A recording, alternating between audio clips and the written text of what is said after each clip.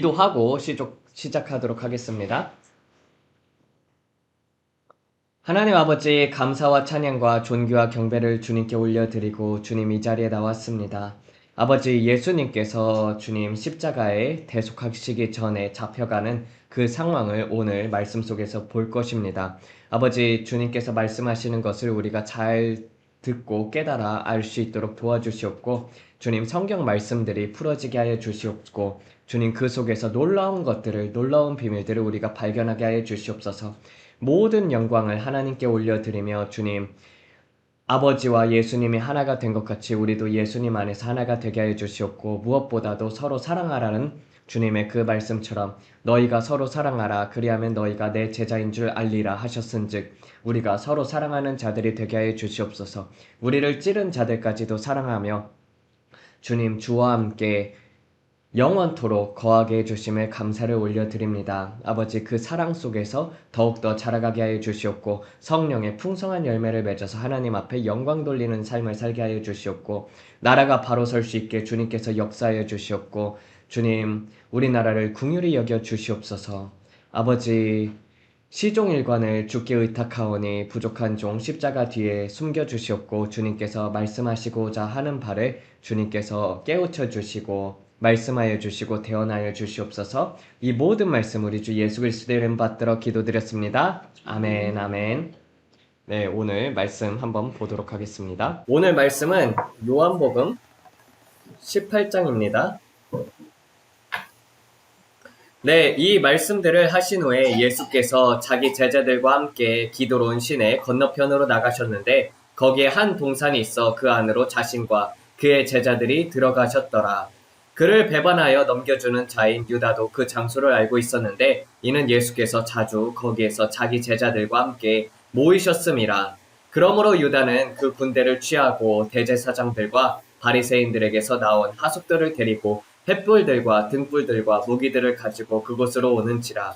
예수께서는 자기에게 닥쳐오고 있는 모든 것을 알고 계셨기에 나아가서 그들에게 이르기를, 너희는 누구를 찾느냐? 그에게 대답하되 나사렛 예수라. 그가 그들에게 이르시되 내가 그니라 하시니라. 그를 배반하여 넘겨주인 자인 유다도 그들과 함께 섰더라. 그러므로 그가 그들에게 내가 그니라 라고 말씀하시자 그들은 뒤로 물러가서 땅에 엎드러지는지라. 그들이 예수께서 다시 너희는 누구를 찾느냐고 그들에게 물으신데 말하기를 나사렛 사람 예수라 하거늘, 예수께서 대답하시되 내가 너희에게 내가 그니라라고 하였으니 그러므로 너희가 나를 찾고 있다면 이 사람들은 떠나가게 두어라 하시니, 이는 아버지께서 내게 주신 자들 가운데서 하나도 잃어버리지 아니하였사옵나이다 하신 말씀을 응하게 하려 함이러라. 이에 시몬 베드로가 칼을 가졌는데 그것을 빼어 대제사장의 종을 쳐서 그의 오른쪽 귀를 잘라버렸으니 그 종의 이름은 말고라. 그러자 예수께서 베드로에게 이르시되 칼을 그 칼집에 꽂으라. 아버지께서 내게 주신 이 잔을 내가 마시지 아니하겠느냐 하시니라. 이에 로마 군부대와 천부장과 유대인들의 하속들이 예수를 붙잡아 그를 결박하여 먼저 안나스에게로 끌고 갔으니 그는 그의 대제사장이었던 가야바의 장인이었음이러라. 가야바는 유대인들에게 한 사람이 백성을 대신하여 죽는 것이 유익하다고 권고했던 바로 그 자라. 그런데 시몬 베드로와 또 다른 한 제자가 예수를 따랐으니 그 다른 제자는 대제사장에게 알려진 사람이었기 때문에 예수와 함께 대제사장의 뜰 안으로 들어갔고 베드로는 문 밖에 서 있었더라. 그러자 대제사장과 아는 사이인 그 다른 제자가 밖으로 나가 문지기인 여자에게 말하였고 베드로를 안으로 들여보냈더라. 그러자 문지기인 그 여자 종이 베드로에게 말하되 너도 또한 이 사람의 제자 가운데 하나가 아니냐 하니, 그가 말하되 나는 아니라 하고, 날씨가 추운 고로 종들과 하숙들이 이미 숯불을 피워놓고 서서 그들을 몸을 녹이니 베드로도 그들과 함께 서서 몸을 녹였더라. 그러므로 그 대제사장이 예수에게 그의 제자들에 관하여 그의 가르침에 관하여 물으니 예수께서 그에게 대답하시되 내가 드러내놓고 세상에서 말하였노라. 나는 항상 모든 유대인들이 모이는 곳인 회당과 성전에서 가르쳤고 은밀하게는 아무것도 말하지 아니하였거늘 어찌하여 내게 묻느냐? 내가 그들에게 무엇을 말했는지 들은 사람들에게 물어보라. 보라, 그들은 내가 말한 것을 알고 있느니라.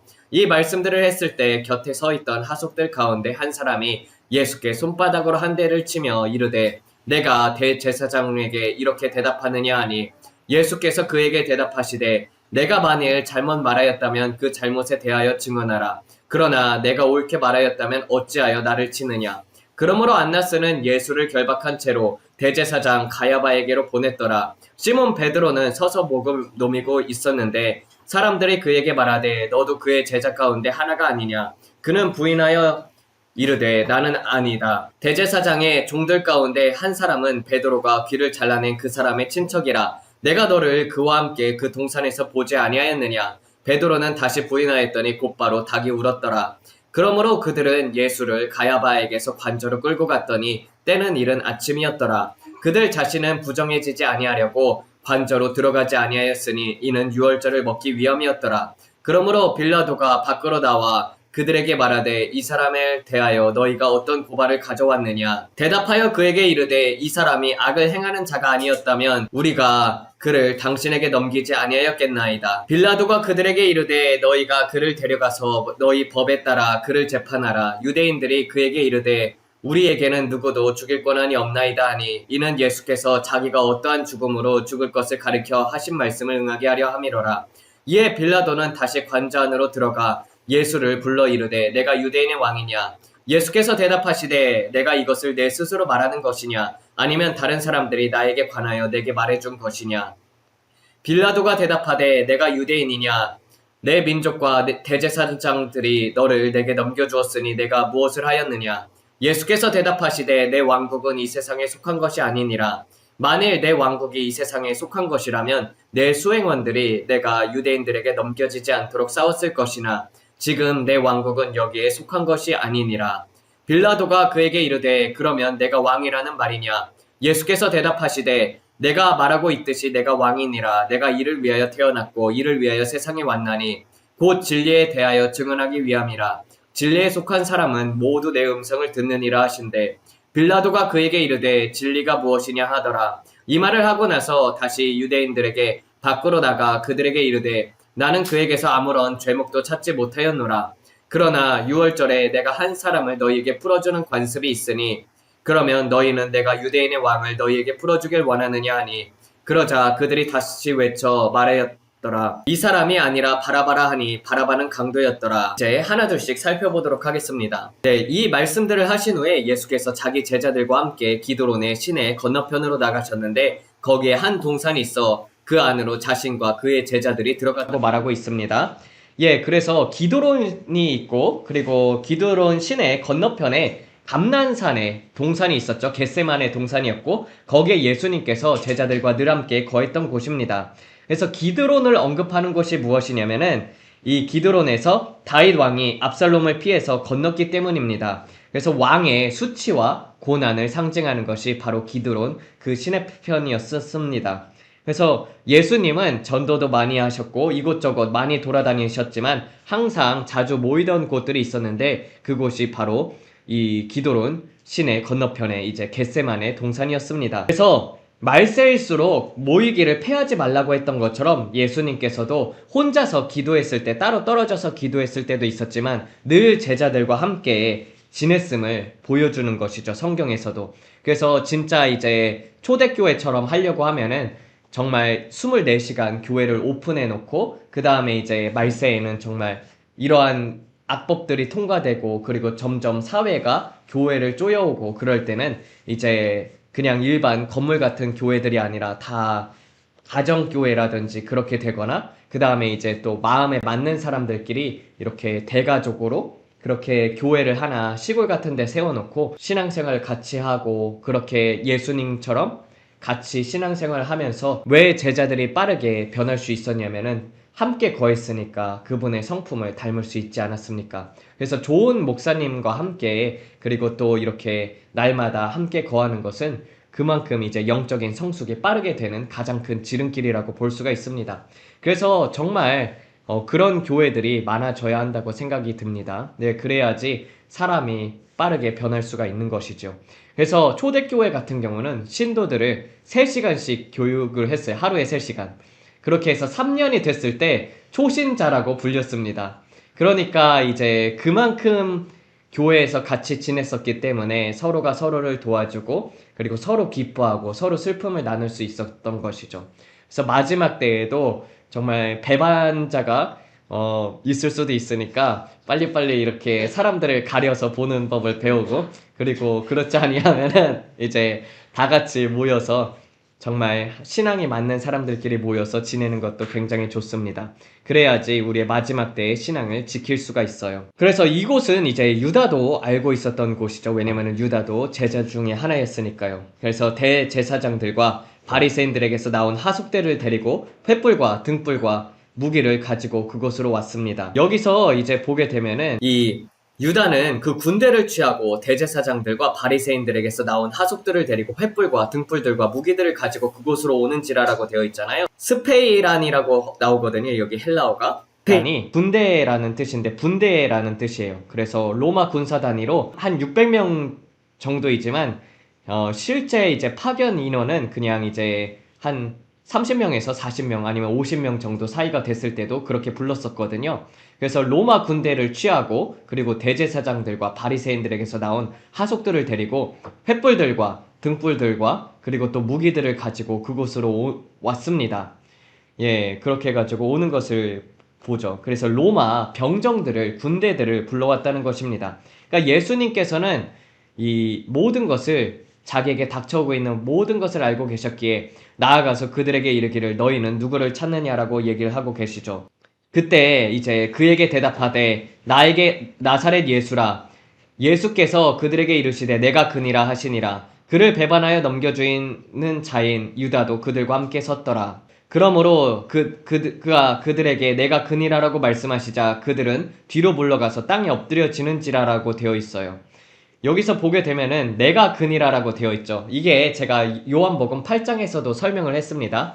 에고에이미라는 것 자체가 나는 나다, 나는 스스로 있는 자다. 이게 출애굽기에서 그대로 쓰이거든요. 출애굽기에서 LXX가 있고 그리고 또 그 마소라 텍스트가 히브리어고 그 다음에 이제 BC 300년 전에 이 유대 그 이스라엘 민족이 헬라국에게 넘어가지 않습니까? 알렉산더 대왕으로 말미암아서. 그래서 그 지역이 정복당한 이후에 그리스어를 쓰기 시작을 했어요. 그래서 그리스어를 써가지고 이 사람들이 히브리어 아람어보다는 이제 그리스어를 많이 배우니까 랍비들이 모여서 만든 것이 헬라어로 히브리어를 편찬한 것이 히브리어를 헬라어로 편찬한 것이 LXX입니다. 그래서 카톨릭 성경은 이 LXX를 쓰고 있어요. 그래서 이 LXX에서는 에고에임이 내가 스스로 있는 자이다. 그리고 에고에임이 아우톤이라고 하게 되면은 내가 그니라라는 뜻인데 여기서 보게 되면은 그냥 에고에임이 해도 그 목적어가 생략이 된 거예요. 그러니까 여기서는 단순히 내가 그니라 그리고 내가 스스로 있는 자니라 그런 가르침을 뛰어넘어서 권능까지 보여주셨습니다. 예수님께서 내가 그니라라고 하셨을 때 군대들도 하속들도 다 전부 다 넘어지지 않습니까? 그쵸? 하나님의 능력이 임함으로 말미암아서 넘어진 것이죠. 그래서 솔로몬 성전에서도 하나님의 능력이 임했을 때 사람들이 쓰러졌었고 그리고 또 웨슬리가 복음을 전했을 때도 웨슬리가 이제 복음을 전하는데 사람들이 복음을 들으러 왔다가 다 사람들이 막 쓰러지기 시작을 하는 거예요. 그래서 옆에 있던 이제 웨슬리하고 친구였던 조지 휘플드가 있거든요. 그래서 아니 이거 뭔가 이상하다. 이거는 뭔가 이상하다. 그래가지고 나는 아무것도 한 것도 없는데 한번 네가 설교해봐라 그랬더니 조지 휘필드가 설교를 했을 때도 쓰러지기 시작을 하는 거예요. 사람들이. 그래서 이것은 하나님의 권능이구나. 근데 저는 이렇게 막 집회들을 가봐도 막 그렇게 성령의 권능으로 쓰러지는 경우는 한 번도 없었었어요. 그러니까 그냥 밀어서 쓰러지는 것이지. 아니 정말 하나님의 능력이 임해서 쓰러지면 쓰러진 상태에서 일어나지를 못하거든요. 저는 그런 장면을 굉장히 이제 미국에서 아주사 부흥이 일어났을 때라든지 아니면 어떤 집회에 갔을 때 정말 뜨거운 불이 임해가지고 아니면은 모라비안 펄이라고 해가지고 그런 천사가 나타나는 곳에서 그렇게 이제 영광이 임했을 때 사람들이 넘어져가지고 입신이 돼가지고 일어나질 못하고 그냥 가만히 무거워가지고 그 영광의 임재로 말미암아서 일어나지 못하는 경우들이 있었는데 아니 그런 것 좀 체험을 해보고 싶어요. 딱 한 번도 사람들이 다 그냥 목사님들이 다 밀어서 쓰러뜨리지 그렇잖아요. 고개를 다 밀어서 쓰러뜨리지 그렇게 막 영광이 임해서 쓰러지는 건 아닌 것 같더라고요. 힘줘서 쓰러뜨리는 거지. 그게 아니라 그리고 그냥 힘 빼고 가만히 있으세요 그러면은 살짝 밀면 다 넘어가지. 안 그렇잖아요. 근데 여기서 이제 그런 권능을 보여주셨던 것이죠. 그러니까 하나님의 능력이 임해서 이제 쓰러졌는데 이 부분 또한 성경을 이루기 위한 것이었습니다. 이게 어디 나와 있냐면요. 시편 27편 2편에 있습니다. 악인들이 내 살을 먹으려고 내게 가까이 올 때 나의 대적들과 원수들 바로 그들이 비틀거리며 넘어졌습니다라고 번역을 했거든요. 그들이 이렇게 넘어지는 것을 보여주는 것이죠. 그래서 그들이 이제 땅에 엎드려지는 거예요. 솔직히 여러분들 아니 잡으러 온 사람들도 갑자기 예수님께서 내가 그니라 했을 때 넘어졌으면 아 내가 진짜 헛사람을 잡으러 왔구나, 내가 하나님의 사람을 잡으러 온 게 아닌가, 하나님의 아들을 잡으러 온 것이구나 막 그러면서 두려움이 임하지 않습니까? 아니 그럴 것 같지 않아요?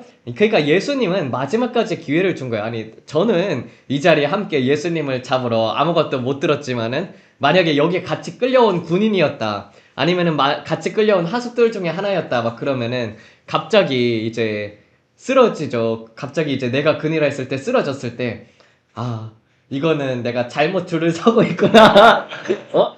갈아타야겠다. 어? 그러면서 바로 회개하고 바로 태세 전환을 해야 하지 않겠습니까? 오만 사람 잡으러 온 거잖아요. 그렇잖아요. 그러면은 딱 이거 한 번만 느껴도 아 이거는 아닌 것 같다 그러면서 이제 갈아탔어야 했는데 그런 사람이 한 명도 없었어요. 그래가지고 이렇게 마지막까지 예수님은 기회를 준 거예요. 그래서 말씀으로 세상을 창조하셨기 때문에 말씀이 육신이 되신 예수님의 권능으로 말미암아서 쓰러진 것이에요. 그러니까 이제 우리 같은 사람들은 회개하겠죠. 딱 이 자리에 서 있었으면은. 근데 아무도 회개하지 않고 다 반대편에 섰다는 것입니다. 예수님께서 대답하시되 내가 너희에게 내가 그니라라고 하였으니 그러므로 너희가 나를 찾고 있다면 이 사람들은 떠나가게 두어라 하시니 이는 아버지께서 내게 주신 자들 가운데 하나도 잃어버리지 아니하였사옵나이다 하신 말씀을 응하게 하려 함이러라 라고 되어 있죠. 그래서 예수님께서 이 하셨던 말씀이 성경에서도 나와 있잖아요. 내가 목자를 치리니 내가 양떼를 치리니 양들이 흩어지리라고 되어 있듯이 목자가 양을 침으로 말미암아서 양들이 흩어지게 됩니다. 그래서 진짜 참 목자 같은 경우는 나는 선한 목자라고 예수님께서 말씀을 하시지 않습니까? 선한 목자는 양들을 위하여 목숨을 버리거니와 라고 되어 있듯이 양들을 치셔서 흩어지게 하시고 그리고 자신이 대신 십자가에 대속하는 모습을 보여주십니다. 그래서 정말 참 목자들은요, 양들을 위해서 죽는 것이 진정한 목자라고 볼 수가 있습니다. 정말 그러한 마음을 가지고 한 사람의 영혼을 위해서 살리는 그런 마음을 품어야지 목자라고 할 수가 있어요.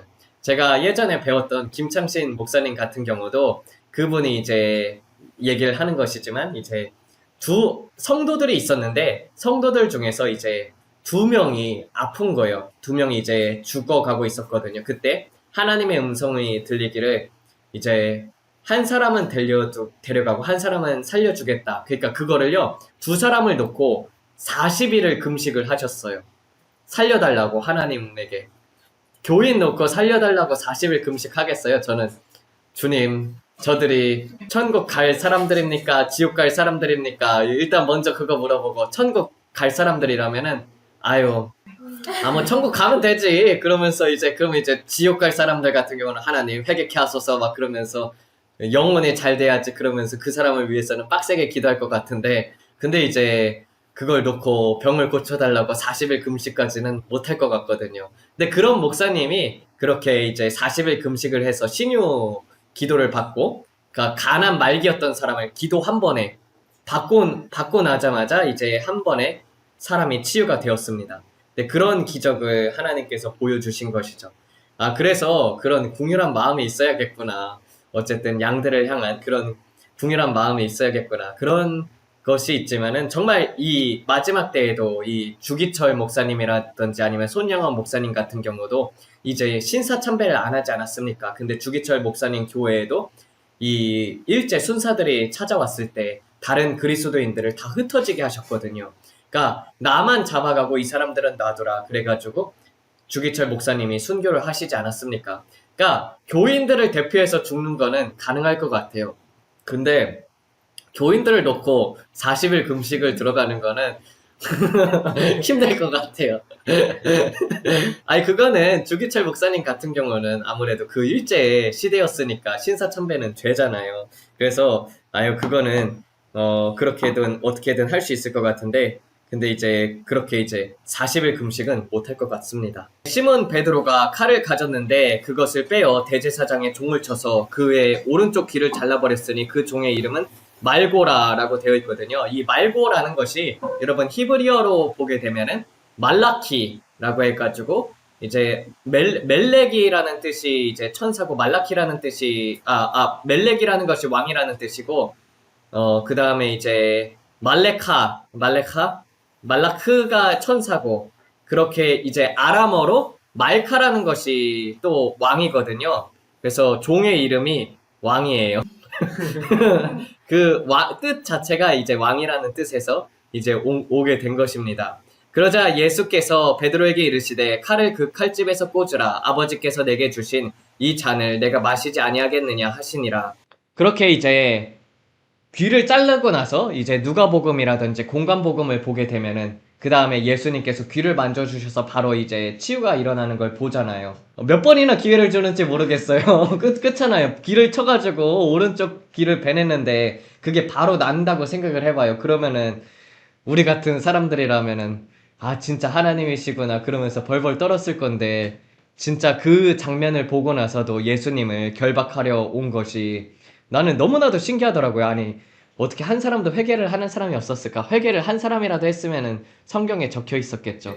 그래서 로마 군부대와 천부장과 유대인들의 하속들이 예수를 붙잡아 그를 결박하여 먼저 안나스에게로 끌고 갔으니 그는 그의 대제사장이었던 가야바의 장인이었다라고 되어 있어요. 그래서 가야바는 유대인들에게 한 사람의 백성을 대신하여 죽는 것이 유익하다고 권고했던 바로 그 자라고 되어 있습니다. 베드로에게 예수님께서 얘기를 했던 것이 이제 칼로서 흥한 자는 칼로서 망한다고 되어 있다시피 초림 때는 예수님께서 사랑의 하나님으로 오셨습니다. 그래서 구원을 하시고 그 다음에 이제 치료를 해주시고 그래서 모든 사람들이 내가 십자가에서 들리면 모든 사람을 내게로 이끌리라라고 하셨던 것처럼 그래서 처음에는 초림 때부터 지금까지는 하나님께서 긍휼의 하나님, 구원의 하나님, 사랑의 하나님으로 나타나시지만 마지막일 때는 이제 공의의 하나님인 오래 참음의 역사를 끝내시고 그 다음에 이제는 심판의 하나님으로 오신다는 것이에요. 귀를 다시 치료해주고 그 다음에 로마 군대와 천부장과 유대인들의 하속들이 예수님을 붙잡아 가야바의 장인인 안나스에게로 끌고 갑니다. 근데 이 안나스에게로 끌고 갔을 때 이제 그는 그의 대제사장이었던 가야바의 장인이었습니다. 가야바는 유대인들에게 한 사람이 백성을 대신하여 죽는 것이 유익하다고 권고했던 바로 그 자라. 그런데 시몬 베드로와 또 다른 한 제자가 예수를 따랐으니 그 다른 제자는 대제사장에게 알려진 사람이었기 때문에 예수와 함께 대제사장의 뜰 안으로 들어갔다라고 되어 있어요. 이 사람이 누구예요? 이 사람이 요한이지 않습니까? 그쵸? 요한은 대제사장하고 아는 집안이었었어요.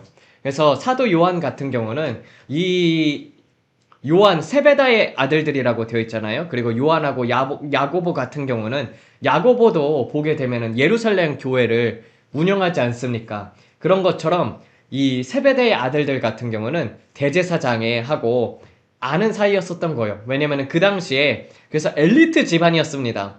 여러분 베드로하고 안드레 같은 경우는 그냥 그 당시 그 사람들 같은 경우는 글을 몰랐었던 사람들이란 말이에요. 어부들이었었고 그래도 완전히 가난했던 사람들은 아니었어요. 여러분들 배 한 척에 지금도 얼마 하죠? 작은 배라고 해도 한 2, 3억 정도 하고 그리고 또 어업 같은 거 하려고 해도 그만큼 이제 그물도 필요하고 그렇지 않습니까? 그런 것처럼 이 사람들 베드로 안드레 같은 경우도 중산층이었었고 사람들이 착각을 하는데 언어는 모르긴 했습니다. 언어 교육을 받은 사람들은요. 헬라 시대에서 로마 제국에서 이 언어 교육을 받는 사람들이 10분의 1이 안 됐어요. 그만큼 언어를 배운 사람들은 엘리트 집단이었거든요. 요한하고 그리고 이 야고보가 여기에 들어가게 됩니다. 그래서 야고보는 나중에 그 예루살렘 교회를 이끌기도 하지 않습니까? 그래서 이렇게 대제사장하고 아는 집안이었고 그렇기 때문에 예루살렘 교회도 세울 수 있었던 거예요. 그렇지만은 그래서 이 유대교 공동체에서 출교를 당한다는 말씀이 요한복음에는 나와 있지 않습니까? 예수를 믿게 되면은 출교하는 거였음이라고 되어 있던 것처럼 그 특권층을 포기하는 거였었어요. 그래서 요한하고 그리고 또 세베대의 아들 야고보 같은 경우도 특권층을 포기하게 되는 경우였었죠. 그렇게 사도행전에서도 그런 특권층을 포기하는 거였습니다. 그래서 아는 사이였기 때문에 대제사장의 뜰 안으로 들어갔던 거고, 이제 베드로는 문 밖에 서 있었고, 그리고 그 다른 베드로가 문 밖에 서 있으니까 이제 여종한테 시켜가지고 여종에게 베드로를 데리고 오라고 시킨 거예요. 그래가지고 이제 데리고 왔더니 거기서 이제 그 여자종이 베드로에게 말하되 너도 또한 이 사람들의 제자 가운데 하나가 아니냐. 아니 요한도 제자였잖아요. 요한은 그 뜰 안에 있었고, 근데 이제 거기에 있어서 여종한테 겁을 먹은 거야 벌써부터. 뭔가 상황이 이상하게 흘러간다. 암만 생각해봐도 예수님께서 이 땅의 왕이시고, 그리고 저 천국에서도 왕이신데, 그리고 또 성경 말씀을 보게 되면은 재림주로 임하시고 그 다음에 심판주로 임하셔서 시온이 회복될 테인데, 아니 왜 예수님께서 죽으러 가는 거지? 막 이런 거를 보면서 이제 두려워하기 시작을 합니다. 그래서 날씨가 추운 고로 종들과 함께 하석들이 이미 숯불을 피워놓고 서서 그들의 몸을 녹이니 베드로가 그들과 함께 서서 몸을 녹였더라. 그러므로 그 대제사장이 예수에게 그의 제자들에 관하여 그의 가르침에 관하여 물으니 예수께서 그에게 대답하시되 내가 드러내놓고 세상에서 말하였노라. 나는 항상 모든 유대인들이 모이는 곳인 회당과 성전에서 가르쳤고 은밀하게는 아무것도 말하지 아니하였거늘 어찌하여 내게 묻느냐. 내가 그들에게 무엇을 말했는지 들은 사람들에게 물어보라. 그들은 내가 말한 것을 알고 있느니라. 이 말씀들을 했을 때 곁에 서 있던 하속들 가운데 한 사람이 예수께 손바닥으로 한 대를 치며 이르되 내가 대제사장에게 이렇게 대답하느냐. 이렇게 얘기를 하죠. 근데 진짜 진정한 대제사장은 아니었습니다. 이 사람들 같은 경우는 헤롯 왕이 세웠던 제사장이었으므로 진짜 이제 대제사장 같은 경우는 세례 요한의 집안 같은 경우가 그 영적인 대제사장이었었고, 하나님께서 그 반차를 따라서 온 레위 집안이었고, 거기서 이제 레위 집안대로 내려온 진짜 대제사장 같은 경우가 세례 요한이었고, 그래서 예수님께서 세례 요한에게 이제 안수를 받으시고 그 다음에 성령이 임했지 않습니까? 그리고 이 사람들 같은 경우는 그냥 정치 권력에 이렇게 세워진 그런 대제사장이었습니다. 예수께서 그에게 대답하시되 내가 만일 잘못 말하였더라면 그 잘못에 대하여 증언하라. 그러나 내가 옳게 말하였다면 어찌하여 나를 치느냐. 그러므로 안나스는 예수를 결박한 채로 대제사장 가야베게로 보냈더라.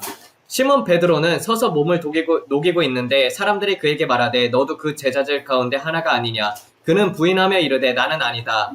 대제사장의 종들 가운데 한 사람은 베드로가 귀를 잘라낸 그 사람의 친척이라. 아니 분명히 아까 잡으러 왔을 때 겟세마네 동산에서 말고의 귀를 쳐가지고 그거를 치유가 됐잖아요. 그리고 나서는 이제 그 종들 가운데 한 사람이 또 그걸 보고, 그리고 베드로도 거기가 있는 걸 보았거든요. 그런데 여기에서 그 연약함이 드러나게 되어 있습니다. 베드로는 다시 부인하였더니 곧바로 닭이 울었더라. 그래서 3번 부인하는 것을 보여줬죠. 그래서 이 당시 제자들 같은 경우는 성령을 받지 아니했다는 것입니다. 정말 예수님을 사랑을 했으나 사실 이제 죽음이 두려웠던 것이죠. 예수님께서 죽는 그런 모습으로 끌려가고, 그리고 이제 결박당하는 모습을 보고, 그래서 이제 닭이 울음으로 말미암아서 베드로는 밖에 나가서 펑펑 울었었죠. 그 다음에 이제 부활한 이후에 성령이 내려오고 나서는 담대해진 베드로를 볼 수가 있습니다. 성령이 내려오고 나서는 이제 결박당한 채로 야고보가 죽잖아요. 야고보가 죽고 나서 감옥으로 끌려갔을 때 나도 이제 사랑하는 예수님을 보겠구나. 그러니까 이제 그냥 끌려간 채로 잠을 자지 않습니까? 결박당한 채로. 그래서 결박당한 채로 내일 죽어도 나는 오늘 잠을 잔다. 그러면서 이제 평안하게 잠을 자고 있다가 천사가 옆구리를 찔러서 깨어나서 죽지 못하고 살아가지고, 그래가지고 열심히 복음 전도를 하다가 그의 사명에 마쳤을 때 십자가에 거꾸로 달려서 죽는 모습을 볼 수가 있습니다. 그래서 성령이 오고 나서는 사람이 담대해진다는 거예요. 그래서 여러분들이 예수님을 제대로 믿고 있으면은 죽음이 두렵지가 않습니다. 왜냐하면 우리가 죽고 나면은 잠깐 안개와 같은 세상이고, 그리고 우리가 성경에서 보게 되면은 내가 깰 때 주를 배우리다라고 되어 있지 않습니까? 그래서 이 세상은 악몽이라고 볼 수가 있죠. 아니 어쩌다가 또 세대 가운데 뭐 좋은 꿈이라고도 생각할 수도 있고, 뭐 세상에서 잘 먹고 잘 살면은 좋은 꿈을 꾸고 있다라고 생각할 수도 있는데 그때 이제 깨어났을 때 봐야지 아는 거죠. 깨어났을 때 천국이면은 아 정말 악몽을 꾸다가 진짜 이 세상에 왔구나 이렇게 느낄 거고 이 세상에서 뭐 다윗 같은 경우는 이 세상에서도 잘 먹고 잘 살고 저 세상에서도 잘 먹고 잘 살았지만은 그렇지만 이제 뭐 웬만한 사람들 같은 경우는 그렇게 하나님을 붙잡지 않으니까 이 세상이 천국인 것처럼 살았다가 진짜 깨어났을 때 아, 내가 80년, 90년 인생 헛살았구나. 지옥에서 살게 되다니. 그러면서 영원한 세상에서 지옥에서 깨어난다면 그게 얼마나 무서운 형벌입니까? 그쵸? 천국 가는 것만으로도 우리는 예수님 앞에 감사를 해야 해요. 그래서 사실 끝까지 따라간 제자들 같은 경우는 사도 요한밖에 없었습니다. 그래서 사도 요한이 끝까지 장수를 했었나 봐요. 나를 사랑하는 자는 장수하겠다고 하신 시편 91편 말씀대로 그렇게 장수해가지고 산순교의 삶을 살았었죠. 그래서 예수님은 모든 것들을 드러내놓고 이야기를 하셨다는 것입니다. 모든 가심들을 사람들 앞에서 전파를 했습니다. 그래서 대제사장의 뜰에서 이제 예수님이 본디오 빌라도의 관저로 끌려가는 모습을 보게 됩니다. 그러므로 그들은 예수를 가야바에게서 관저로 끌고 갔더니, 그러니까 대제사장의 뜰에 있었다가 그 다음에 이제 그 사람 예수님을 결박해가지고 이제 본디오 빌라도 총독의 관저로 끌고 간 거예요. 근데 되게 아이러니한 게 이게 있어요. 관저로 끌고 갔더니 때는 이른 아침이었더라. 그들 자신은 부정해지지 아니하려고 관저로 들어가지 아니하였으니 이는 유월절을 먹기 위함이었더라.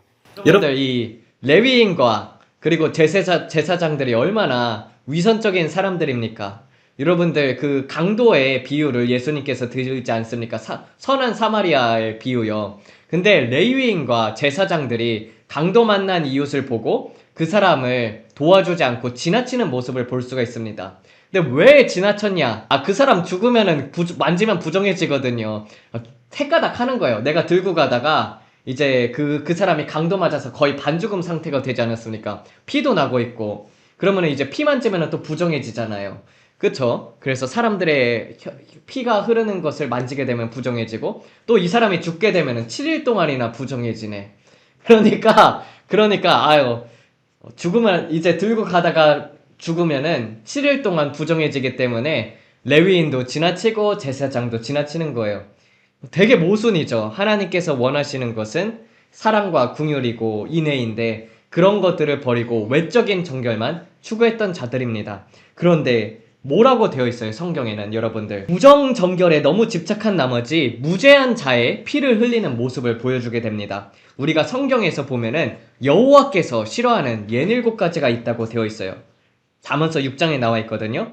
곧 교만한 눈과 얼마나 교만했으면은 예수님을 치잖아요. 그리고 거짓된 혀와 거짓된 것을 고발함으로써 예수님이 또 잡혀가지 않습니까? 또 무죄한 자의 피를 흘리는 손과 악한 계교를 꾀하는 마음과 악으로 빨리 달려가는 발과 거짓말하는 망령된 증인과 형제 사이를 이간하는 잔이라. 그래서 이렇게 7개거든요. 근데 이거 전부 다 해당하는 것이 바로 여기에서 이제 대제사장 가야바, 그쵸? 그의 대제사장 가야바와 그의 장인 어른까지 싹 다 목사 집안들이 싹 다 넘어간 거예요. 그러니까 종교에 우리로 치게 되면은 총신대 회장 아니면은 뭐 그 장신대 뭐 고신대 그런 총회장 있잖아요. 목사직에 있었던 총회장들이 다 넘어가가지고 예수님의 반대편에 서 있던 것을 볼 수가 있는 것입니다. 현대식으로 비유하게 되면은 그런 거나 다름이 없어요. 그래서 이렇게 자신은 정결해지려고 하지만은 결국에는 성경 말씀을 다 어기는 모습을 볼 수가 있습니다. 빌라도가 밖으로 나와 그들에게 말하되 이 사람에 대하여 너희가 어떤 고발을 가져왔느냐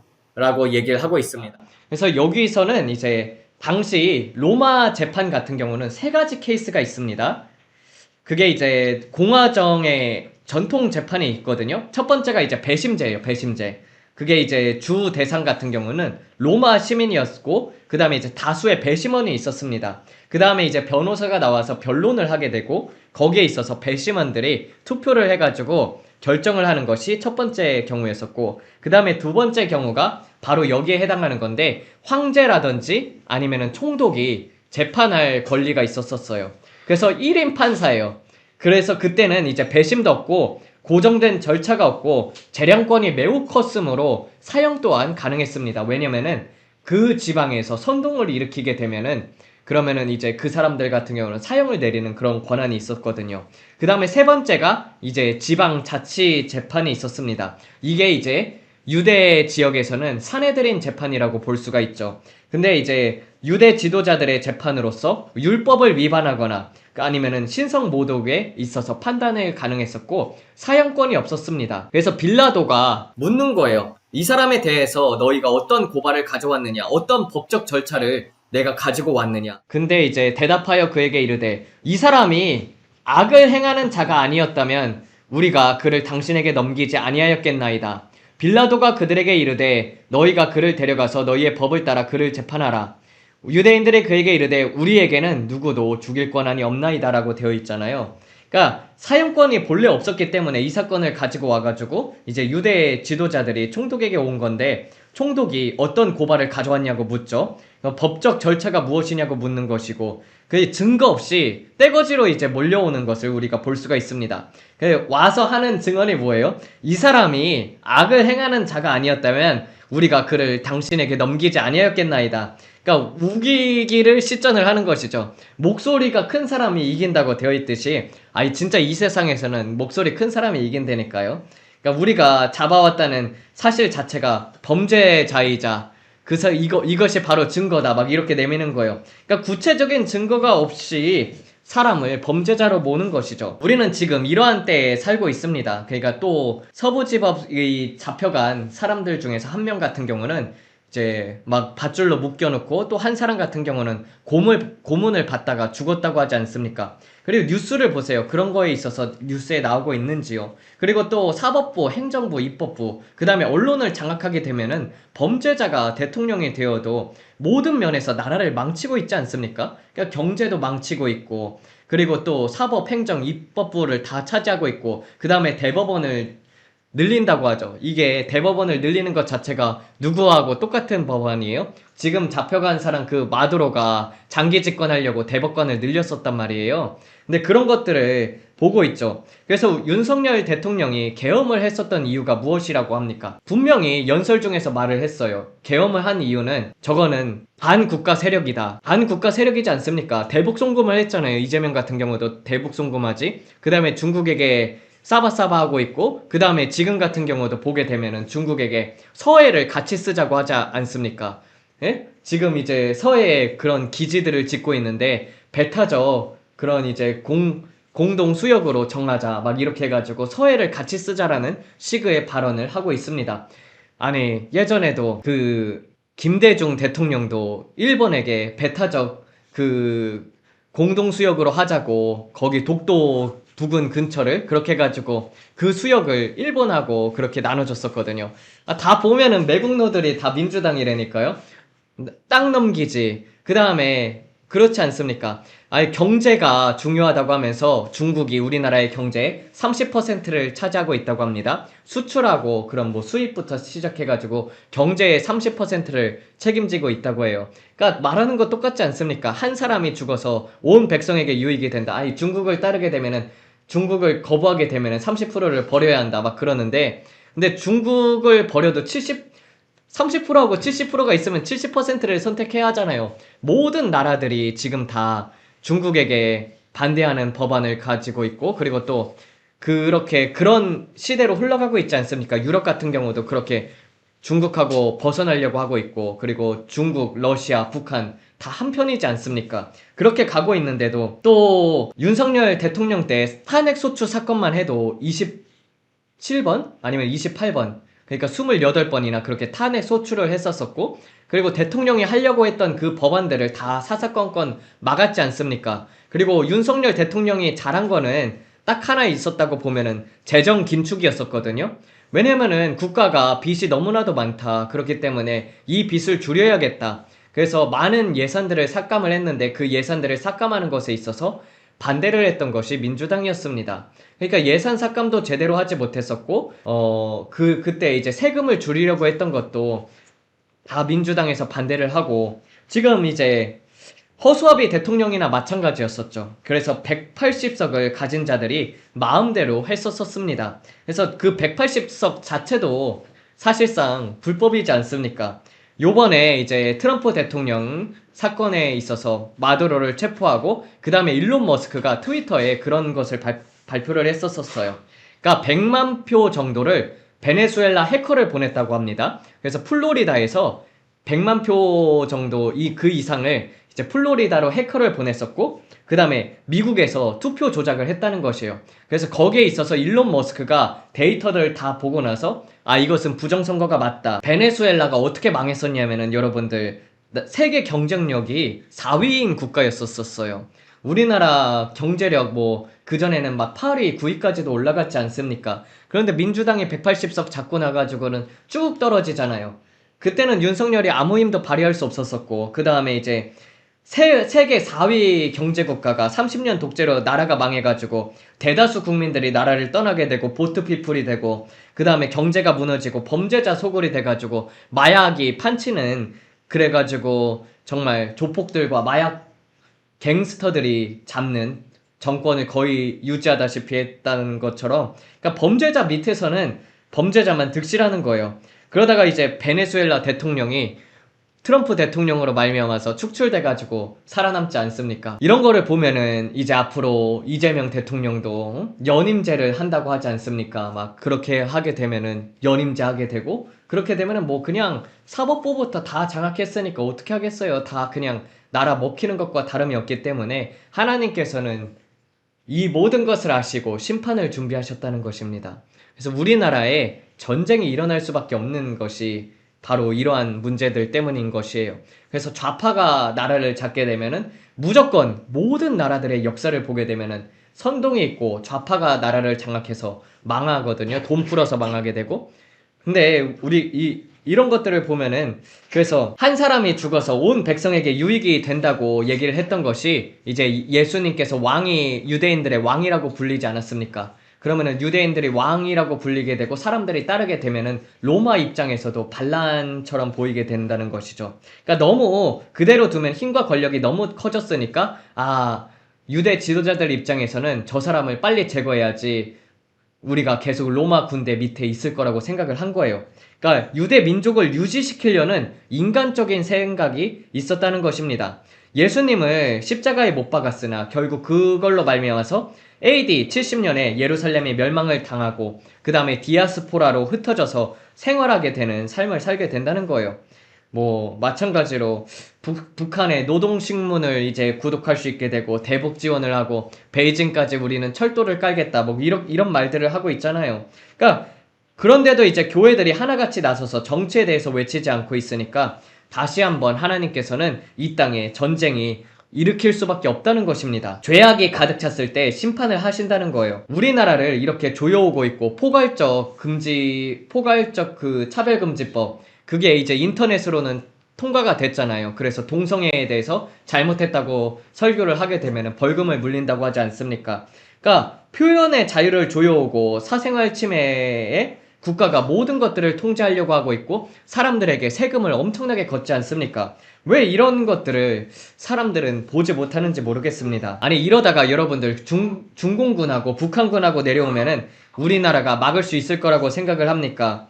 여러분 지금은 국방력이 있기 때문에 막을 수는 있어요. 우리나라 군사력이 굉장히 세거든요. 근데 여러분 군대를 움직이려면 돈이 필요해요.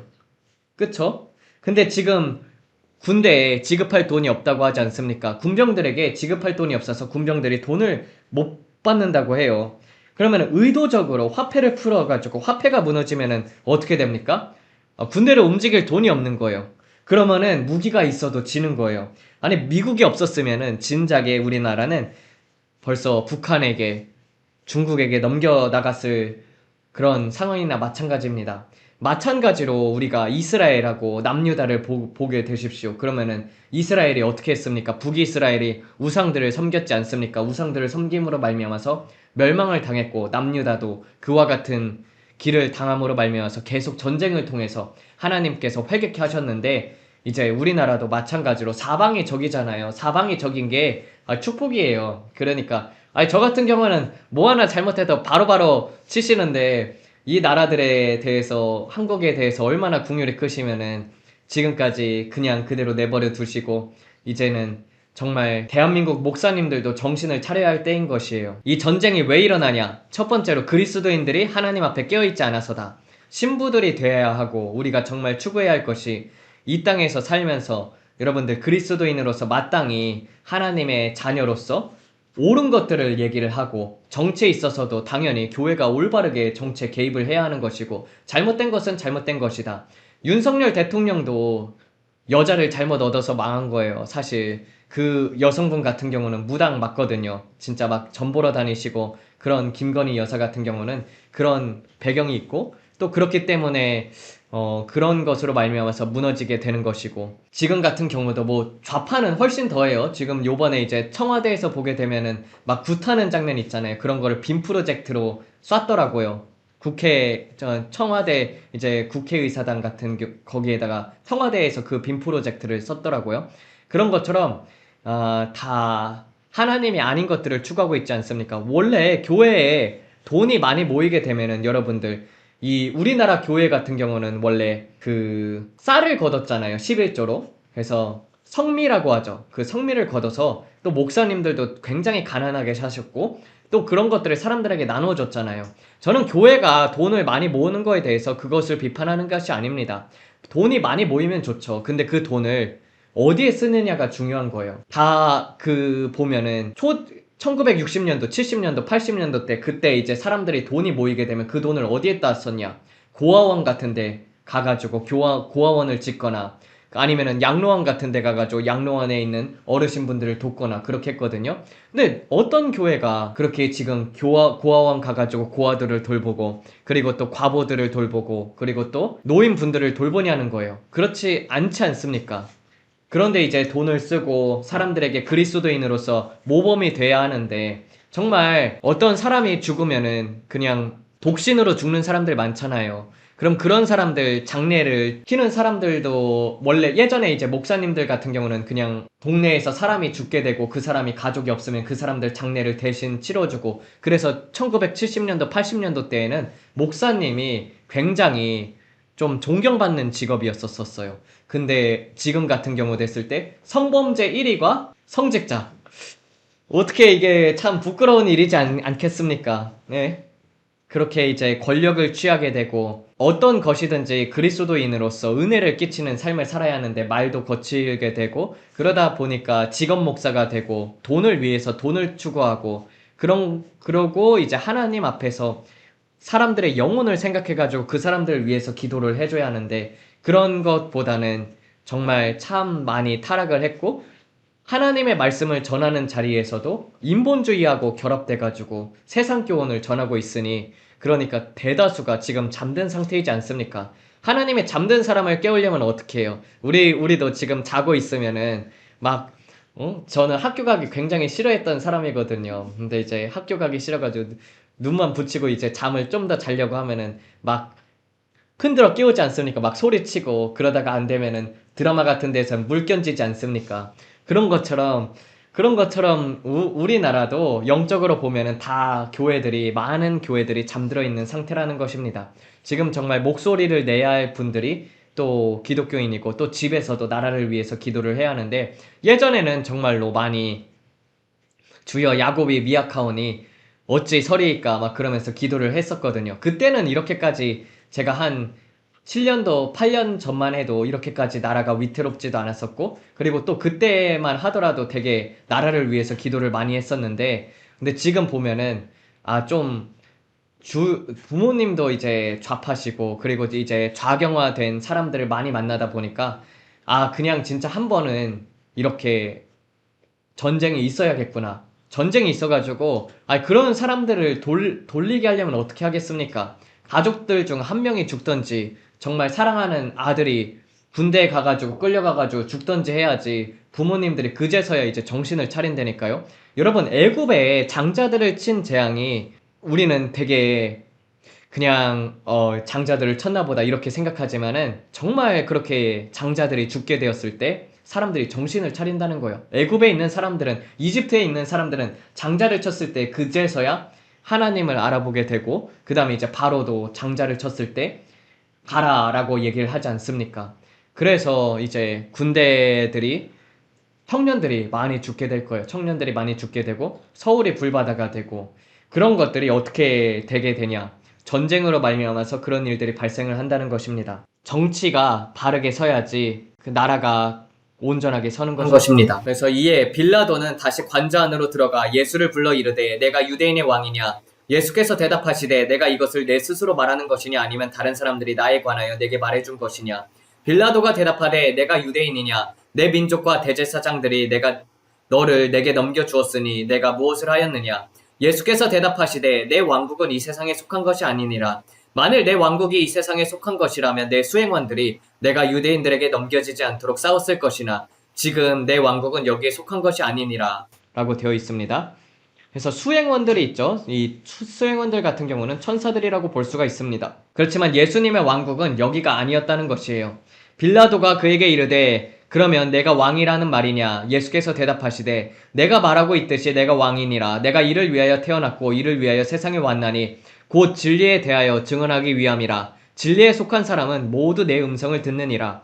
빌라도가 그에게 이르되 진리가 무엇이냐 하더라. 이 말을 하고 나서 다시 유대인들을 밖으로 나가 그들에게 이르되 나는 그에게서 아무런 죄목도 찾지 못하였노라 라고 얘기를 하고 있거든요. 총독이 직접 선포한 거예요. 이 사람이 죄가 없다라고 얘기를 한 것입니다. 그런데도 이제 총독이 그 유대인들의 환심을 사기 위해서, 그리고 또 이 사람이 왕이라 하니 반역이라고 하였기 때문에, 그러나 6월절에 내가 한 사람을 너희에게 풀어주는 관습이 있으니 그러면 너희는 내가 유대인의 왕을 너희에게 풀어주길 원하느냐 하니, 그러자 그들이 다시 외쳐 말하였으니 이 사람이 아니라 바라바라 하니 바라바는 광도였더라 라고 되어 있습니다. 그래서 저는 이 세상을 살면서 이 하나님께서, 이 예수님께서 그렇게 말씀하시지 않았습니까? 내가 들리면은 모든 사람을 내게로 이끌리라라고 얘기를 했어요.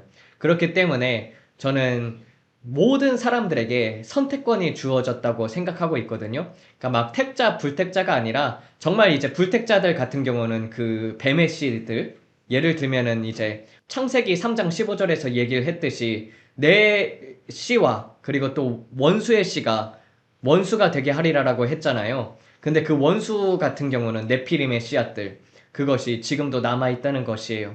그래서 그 아프가니스탄에서도 3m 거인, 그런 거인들을 붙잡았을 때는 무조건 미국에서 정예부대를 보내거든요. 정예부대를 보내가지고 거인들을 생포해가지고 죽여요. 그게 이제 탑 시크릿이에요. 그런 걸로 이렇게 나오게 되는데, 그러니까 지금까지도 그런 거인의 족속들이 있고 그 씨앗들이 있고, 그리고 그 씨들을 받은 자들이 이제 왕족들, 유럽의 왕족들, 그리고 사우디 중동 쪽의 왕족들 같은 경우는 그 뱀의 씨라는 것입니다. 그런 자들은 천국에 갈 수가 없죠. 왜냐면 DNA가 다르기 때문에. 근데 그 이외의 모든 인간들은 선택권이 주어졌다는 것입니다. 그런데 누가 그러면은 구원을 받고 누가 지옥에 가는가? 그러면은 여기에 나와 있듯이 진리에 속한 사람은 모두 내 음성을 듣는다고 되어 있어요. 그러니까 사람이 태어나가지고 가장 중요한 것이 무엇이냐? 인생의 목적을 깨달아야 한다니까요. 내가 이 땅에 살아가면서 자신의 정체성을 깨달아야 해요. 정말 그거에 대해서 고민하는 사람들은 예수님을 만날 수밖에 없어요. 아, 내가 사람으로 태어나가지고 정말 이 땅에 아무것도 가져갈 것이 없구나. 헛되구나. 근데 이제 헛되구나에서 끝나게 되면 이제 불교 쪽으로 가가지고 산속에 짱 박혀가지고 인생을 마감하는 것이고, 그게 아니라 이제 예수님을 믿고 정말 이 모든 것들이 하나님께서 창조하셨구나. 우리가 다 하나님의 형상대로 지음을 받은 사람들이구나. 그런 걸 이제 깨닫고 내가 하나님의 자녀구나. 그러면 나도 예수님께서 이 땅에서 행하셨듯이 그 사랑을 전하면서 살아야겠구나. 이게 머릿속에 이제 제대로 잡힌 사람들은 이제 그쪽을 위해서 살게 되는 것이죠. 그래서 사람이 자신의 정체성을 찾고 진리를 찾는 자들은 전 다 하나님께서 만나 주신다고 생각을 해요. 왜냐면 마음속에 뭔가 이 세상을 창조한 분이 계시는 것 같다, 이런 마음이 있잖아요. 그리고 또 이 세상에는 절대적인 진리라는 것이 있을 것이다, 이런 마음을 가지고 있으면, 저는 그러다가 정말 철학책 같은 경우도 엄청나게 많이 읽고 그러다가 성경책을 읽으면서 눈물을 흘리면서 회개를 했었거든요. 그래서 사특한 자에게는 하나님께서 사특한 영을 보내시고 또 하나님께서 진리를 찾는 자들에게는 그렇게 하나님께서 만나주신다는 것입니다. 그리고 우리가 이 땅에서 열심히 전도해야 하는 이유도 바로 그것이요. 사람들이 믿음이라는 것이 들음에서 난다는 것처럼 이 땅에서 살면서 정말 예수님의 옛자도 들어보지 못한 사람들이 얼마나 많습니까? 그리고 우리가 사실상 기독교인이기 때문에 이 기독교 안에서 치유라든지 축사라든지 악한 영이 돌아다니는 것을 알고 있지, 일반 사람들 같은 경우는 모르잖아요. 그러니까 전도도 하고 아픈 사람들이 있으면 치유도 해주고 그런 것이, 그렇게 전도도 하고 밖에 나가서 이렇게 예배하고 그러는 것이 또 한편으로 정말 예수님께서도 밖에 나가서 전도를 하셨듯이, 예수님께서 이 땅에서 오셨던 사명 같은 경우는 인자는 잃어버린 이스라엘 백성을 구원하러 온다고 되어 있던 것처럼 잃어버린 이스라엘 백성을 위해서 오셨던 것이 예수님의 사명이었기 때문에 잃어버린 이스라엘 백성들만을 복음을 전파했거든요. 그 중에 한 명 껴가지고 이제 자녀들의 떡을 취하여서 개들에게 던지는 것이 마땅하지 않다 해가지고 그 가나안 여인 같은 경우는 와가지고 주여 내 딸을 고쳐주소서 했을 때, 원래 사명이, 예수님의 사명은 그것은 아니었다는 거예요. 이방인의 사명은 아니었었고 이스라엘 백성을 구원하려 하셨는데, 사도들의 사명이 그때부터 이제 복음이 전파되면서 그랬는데, 그래도 개처럼 낮추니까 예수님께서 내 믿음이 내 딸을 구원하였다 했던 것처럼, 그런 것처럼 나음을 입지 않습니까? 우리는 우리 각자에게 맡겨준 사명들이 있다는 것이에요. 그거를 하나님 앞에서 기도를 하세요. 그리고 그것을 찾게 되었을 때 그것을 위해 사십시오. 또 우리나라도 제사장의 나라로서의 사명이 있습니다. 그래서 우리나라 같은 경우는 전쟁을 통하여서 이 영혼들이 깨어나기 시작하고, 그 다음에 복음이, 그때는 정말 미국도 마찬가지이지 않습니까? 하나님 앞에서 콧대를 높이 들고 교만해져가지고 그 청교도로 시작됐던 나라가 지금 이렇게 많이 타락을 했는데, 그 나라를 하나님께서 치심으로 말미암아서, 흔들림이 있음으로 말미암아서 다시 교회로 사람들이 몰려오지 않습니까? 우리나라도 교회가 무너지고, 그리고 또 이제 우상이 된 물질의 교회들이 무너지고, 그래서 저기 이제 사랑의 교회에 좀 미사일이 날라오면 사랑의 교회 하나 무너지고, 좀 이렇게 큰 교회들이 무너져야지, 하나님께서, 그냥 원래 심판은 주의 집으로부터 먼저 시작된다고 해가지고, 저는 정말 사람들이 그렇게 이제 심판이 와야 깨달아요. 그래야지 자기 영혼들을 돌보고, 이 땅에서 옷 많이 가지고 집 크고 그리고 또 사람들한테 과시하는 게 인생의 전부가 아니구나 깨닫고 나서는 정말 하나님 앞에 바르게 살아야죠. 그래서 정말 여러분들, 이 가장 나라에서 중요한 것이, 저는 먼저는 정치도 중요하지만 경제가 무너지면은 가장 큰 타격을 입죠. 왜냐면 모든 사람들이 되게 힘들게 되지 않습니까? 예, 저기 이제 두바이나 아니면 모나코 같은 경우는 세금이 0%잖아요. 근데 여러분들, 모나코에서 세금이 0%이기 때문에 거기는 각종의 모든 부자들이 거기서 살고 있거든요. 그럼 거기 가서 여러분들이 거지 노릇을 해도, 구걸만 해도 500만원, 600만원은 벌 수 있단 말이에요.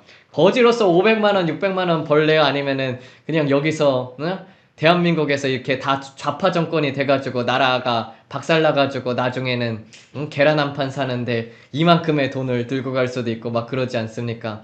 그렇게 이제 다 같이 인민이 되겠습니까? 아니면은 거지로서 거지로서 살아도 500만원, 600만원 그렇게 구걸해도 그 정도는 받을 수 있다고요. 거기 같은 경우는, 모나코 같은 경우는. 그래서 세금이, 저는 그렇게 생각해요. 세금이 적을수록 좋은 것이고, 그리고 국가가 할 수 있는 거는 치안하고, 치안만 좋으면은 세금 적은 나라가 기업을 운행하기도 좋고, 그러면은 당연히 세금이 적기 때문에 사람들도 많이 고용할 수 있는 것이고, 인건비가 또 많이 높여줄 수 있지 않겠습니까? 기업이 국가에게 세금을 많이 내지 않으니까.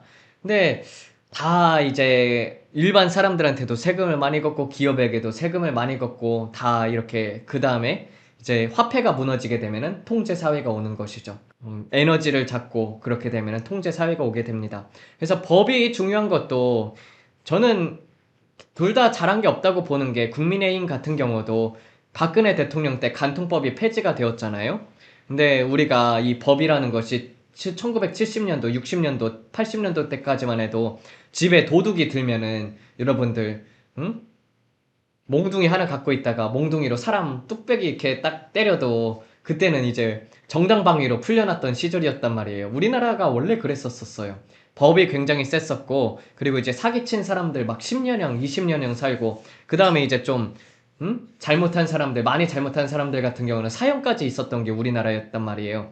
근데 다들 유럽부터 법이 해이해지기 시작을 하면서 타락을 하기 시작을 하고, 우리나라도 점점 더 법이 타락을 함으로 말미암아서 그냥 사기꾼들이 판치는 세상, 범죄자가 대통령이 되는 세상, 그렇게 되지 않았습니까? 그래서 나라가 바로 서려면은 법이 제대로 돼야 하고, 그리고 그 장관들이 제대로 일할 줄을 알아야 하고, 그리고 또 무엇보다도 하나님 앞에서 깨어있는 그리스도인들이 많이 있어야 해요. 예전 같은 경우는 그리스도인들이 20%였단 말이에요, 대한민국에. 1970년도, 60년도. 그리고 또 건국될 때는 정치인들의 대다수가 다 기독교인이었단 말이에요. 그래서 하나님 앞에서 우리나라가 성경에 손을 대고, 그리고 하나님께서 이 나라를 보살펴 달라고 그렇게 세워진 나라였지 않습니까? 근데 기독교인들이 점점 더 줄어들고, 기독교도 변질되고, WCC, WEA에 들어오고, 그러면서 먼저 세상 사람들에게 하나님은 책임을 묻지 않습니다. 나라가 망하고 나라가 흥하는 거는 그리스도인들에게 달려 있어요. 그래서 우리 각자 개인이 하나님 앞에서 바르게 서고 그래야지 이런 무고한 자들이 죽지 않는다는 것입니다. 아니, 사실상 맞잖아요. 윤석열 대통령 같은 경우는, 계엄 같은 경우는 정당한 권리이지 않았습니까? 예, 계엄을 한 게 이제 반국가 세력 때문이라고 얘기를 했었고, 어떻게 계엄을 한 사람이 내란죄가 됩니까? 내란이라는 것 자체가 밑에 있는 사람들이 내란을 하는 것이지 왕이 내란을 할 수가 있냐고요. 말 자체가 성립이 안 된다니까요. 대통령이 계엄을 했다고 해서 내란죄가 성립이 되냐? 법적으로도 아니거든요. 그리고 계엄 같은 경우는 준 전시 상황 같은 경우면은 할 수가 있단 말이에요. 아니, 부정선거가 우리나라 법에 사용으로 되어 있는데 부정선거 하나만 해도 그게 형상기억종이 막 그러면서 그 변명을 하는 게 그게 말이 되냐고요. 그러니까 나라가 이렇게 망하고 있는데도 사람들이 깨어나지 못하는 거 보면은 정말 한번 제대로 된통 당해봐야 한다고 생각을 해요. 그래서 예전에는 좀 약간 궁휼한 마음이 있었지만 요새는 아유, 사람들이 한번 당해봐야지 정신을 차린다, 이런 생각을 하고 있습니다. 다들 여러분의 영혼을 위해서 기도를 하십시오. 네, 왜냐면은 마지막 때는 정말 중요한 것이 바로 어떻게 우리가 하나님 앞에서 제대로 깨어 있는가, 그리고 또 그렇지 아니하면은 흔들림이 올 때 우리까지도 다 무너질 수가 있습니다. 하나님 앞에 바로 서 있으면은 여러분이 욥과 다니엘과 노아와 같은 삶을 살면은 하나님께서 다 지켜주셔요. 그러니까 걱정하지 마시고 욥과 다니엘과 그리고 노아와 같은 삶을 살 수 있기를 주의 이름으로 축복드립니다. 네, 기도하면서 마치도록 하겠습니다. 하나님 아버지 감사합니다. 주님, 오늘도 이렇게 해가지고 주님 무고한 예수님을 잡아가는 대제사장들의 모습을 보았습니다. 아버지, 나라가 이렇게 망해가는 것은 주님 전적으로 그리스도인들의 탓입니다. 우리 자신을 돌아보게 하시고 또 나라들을 위하여 기도할 수 있는 마음을 부어주시옵고, 열방을 향한 소망으로 말미암아서 아버지, 또 심판이 오는 것은 심판으로 말미암아 끝나는 것이 아니라 심판을 통해서 많은 영혼들이 다시 한번 깨어나게 되고, 그리고 또 그 영혼들이 교회로 달려와 예수님을 영접하게 하기 위함임을 믿습니다.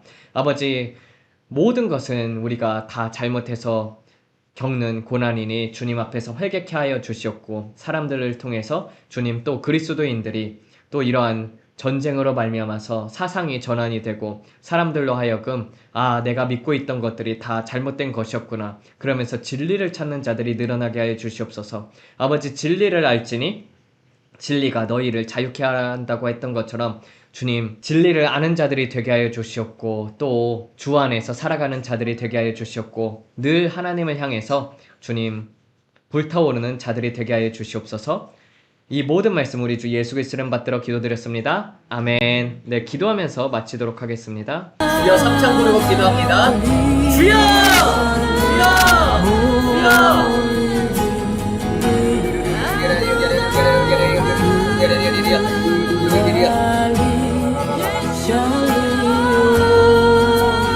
아버지, 사람들이 깨어나도록 주님께서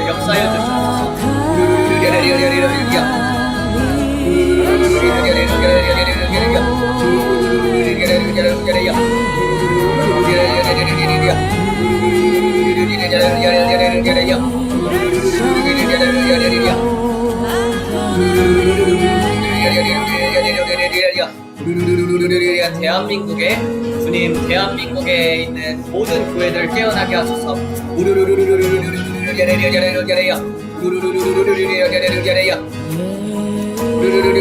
기도 가운데 하나님께서 우산을 보여주십니다. 내가 너희를 지키고 보호하여 주실 것이라 말합니다. 밖에서 폭풍이 분다고 할지라도 내 밑에 거하는 자, 나의 피난처에 거하는 자는 내가 지켜주리라.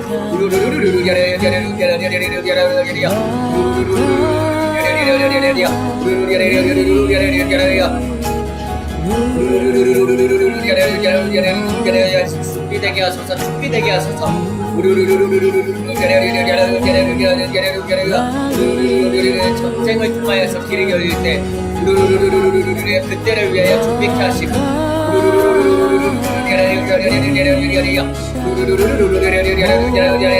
나라를 정결케 하옵소서.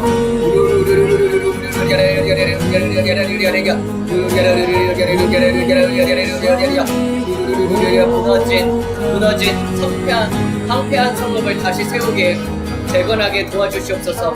황폐한 성전을 세우도록 주여 역사하여 주시옵소서.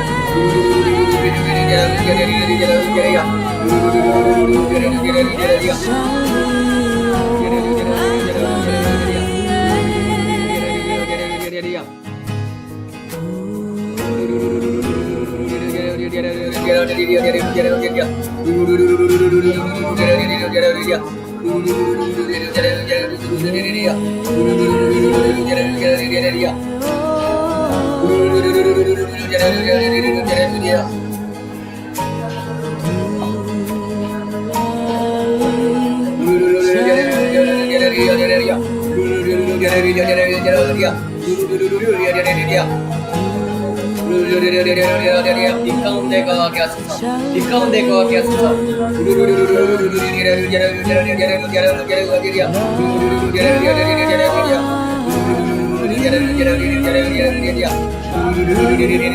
주여, 주를 사랑하는 자들에게는 주의 언약을 천대까지 지키시고 은혜를 베푸신다고 하였던 것처럼 그 은혜를 우리에게 부어주시옵소서.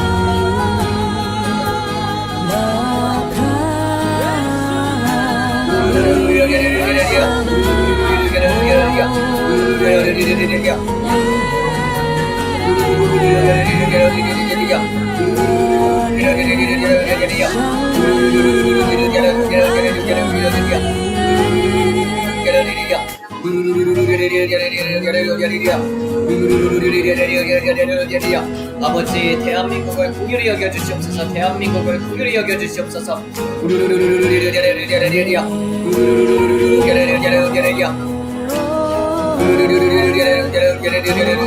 주의 빛을 대한민국에 비춰주시옵소서.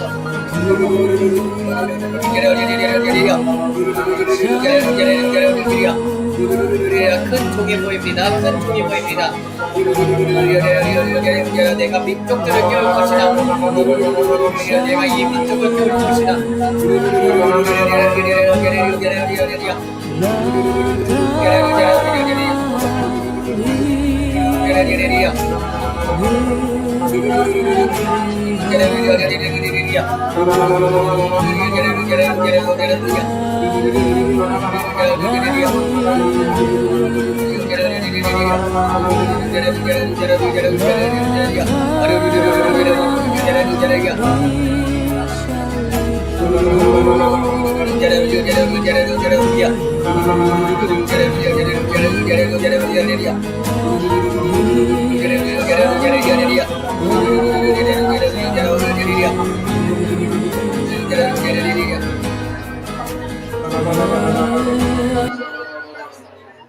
네, 축도하고 마치도록 하겠습니다. 아버지, 만극하신 하나님 아버지의 사랑하심이 영원토록 함께하게 하시옵고, 주님 예수 그리스도의 은혜와 평강이 또 성령님의 교제 교통이 영원토록 함께할지어다. 아멘. 하나님께 영광의 박수.